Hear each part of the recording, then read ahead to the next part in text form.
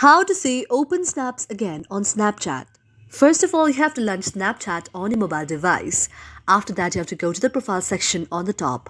After tapping on the profile section on the top, you have to go to the settings option on the right side. After moving the settings option on the right side, you can see an interface like this.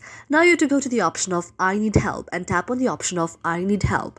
After you tap on the option of I need help, you can see an interface like this. Now one thing you have to keep in mind is the option of loading or the problem of loading may be due to your internet connection out there. So you need to have a stable internet connection to do all of these processes.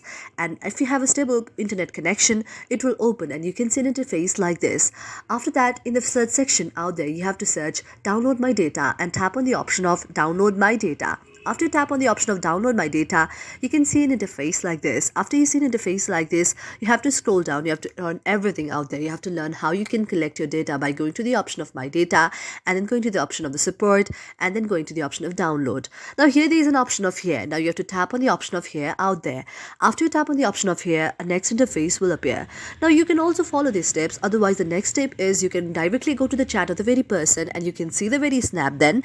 And after that, you can again replay the application or replay the very snap, and this way the problem will be solved.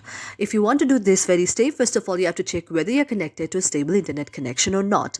And then if you are connected to a stable internet connection, an interface like this will appear, and here you have to log in your username or email address. You can also log in your phone number instead and go to the option of the next, and this way the other interface will appear and your problem will be solved. Thank you for watching our video, and if you like it, do not forget to subscribe our channel.